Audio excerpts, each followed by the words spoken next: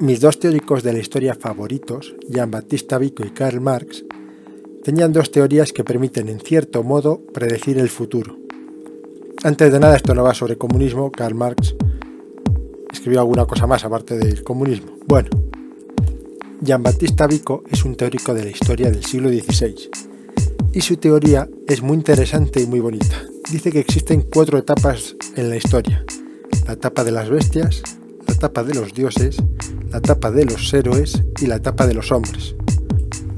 Cuando se acaba la etapa de los hombres, vuelve otra vez la etapa de las bestias. Jean-Baptiste Vico es del siglo XVI, así que ninguno de sus ejemplos es moderno. Pero nosotros, que tenemos mucho más cerca la Segunda Guerra Mundial, no vamos a usar sus ejemplos de Roma, sino que vamos a buscar ejemplos actuales. La Primera Guerra Mundial fue una etapa de las bestias. Está muy clara. La época de los dioses es la que viene después. En esta época hay dioses, hay hombres que son como dioses, con poder absoluto en sus países, y que se ven con un aura de divinidad, no solo por los habitantes de su país, sino por otros. Me refiero sobre todo a Stalin y Hitler. Después de ellos viene la época de los héroes, donde grandes hombres se enfrentan por los dioses al principio y por ellos mismos al final. Me refiero a la Segunda Guerra Mundial. Después de la Segunda Guerra Mundial está la época de los hombres, que es el imperio de la ley, donde todos los hombres son más o menos iguales. Por supuesto, digo que los hombres son iguales, pero no lo son ahora. No lo eran hace 5 siglos, no lo era en la época de Jean-Baptiste Vico. Pero sí que hay épocas donde los hombres somos más iguales que en otras. En la época de los hombres, la gente empieza a aprovecharse. Hay gente que, amparada en la tolerancia de los sistemas de los hombres, empieza a intentar socavar el sistema desde dentro. Y empieza otra vez la época de las bestias. Podemos ver en España un ejemplo mucho más cercano, es la transición. La época de las bestias es la guerra civil. La época de los dioses, una época extrañamente larga, es la dictadura de Franco, donde Franco tiene un poder absoluto. Después viene la de los héroes, donde grandes hombres se enfrentan entre ellos, podemos decir que de una manera no cruenta, que es la transición. Y al final termina siendo otra vez la época de los hombres, es la democracia. La democracia está llegando a su fin y vamos a volver otra vez a una época de las bestias. Karl Marx dice que la historia avanza con enfrentamiento. Es la lucha de clases, es lo que se llama dialéctica de la historia. Hay una tesis, surge una antítesis y de ahí nace una síntesis, por eso se llama dialéctica. Cada síntesis es una época cada vez más igualitaria.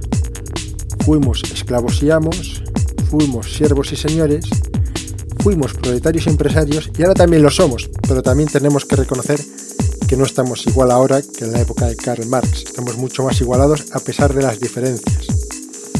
Cada vez vamos mejorando, cada vez vamos siendo más iguales. El final de esto, según Karl Marx, sería la sociedad comunista, una sociedad sin Estado, pero es, digo, lo que no queremos comentar ahora. Al contrario que Jean-Baptiste Vico, Karl Marx sí que vivió el capitalismo, y él decía que el final del capitalismo era la violencia.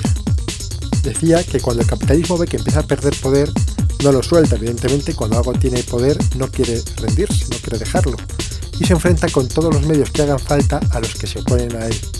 Se salta sus propias normas, traslada el poder al poder ejecutivo. Por supuesto, no se lanza al mantenimiento del poder sin disimulo.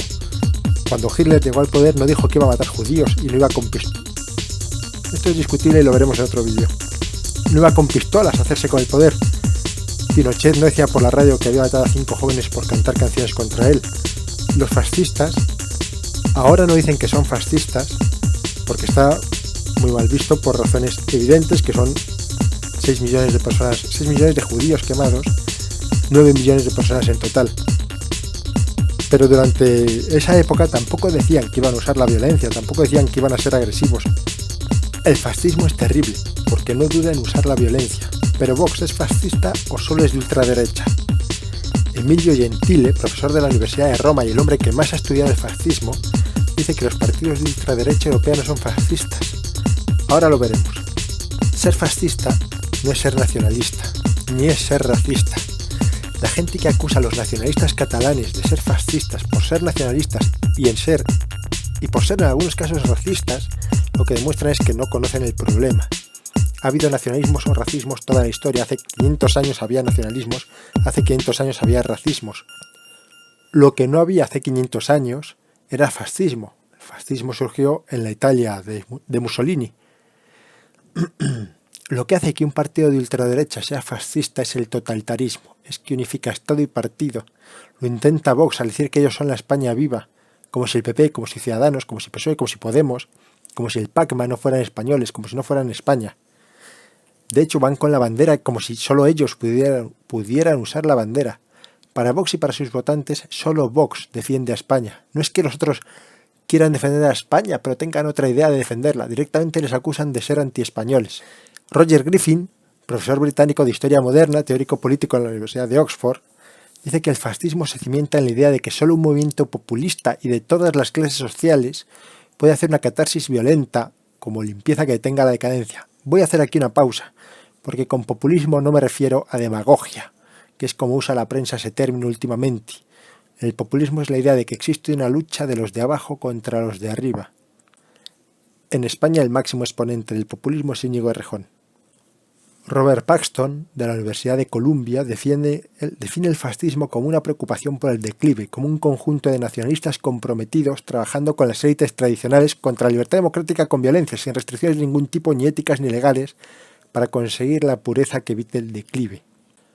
He hablado antes de Emilio Gentile, es un profesor de la Universidad de Roma y es la persona que más ha estudiado el fascismo. Decía Emilio Gentile que hay tres maneras en las que distinguir un partido de ultraderecha europea con un partido fascista. Esas tres maneras son que quita a los otros partidos, cosa que no ha hecho Bolsonaro, cosa que no pretende hacer, o por lo menos no lo dice, la ultraderecha italiana, cosa que no ha hecho Le Pen. Además, tratan de cerrar la prensa no afín. Por último, usan la violencia. Por eso, no quiero decir que Vox sea como Le Pen o como Bolsonaro, quiero decir que Vox es como Franco, es como Videla, es como Pinochet. Ahora no tiene poder, pero en el momento en el que lo tenga, que Dios nos pille confesados.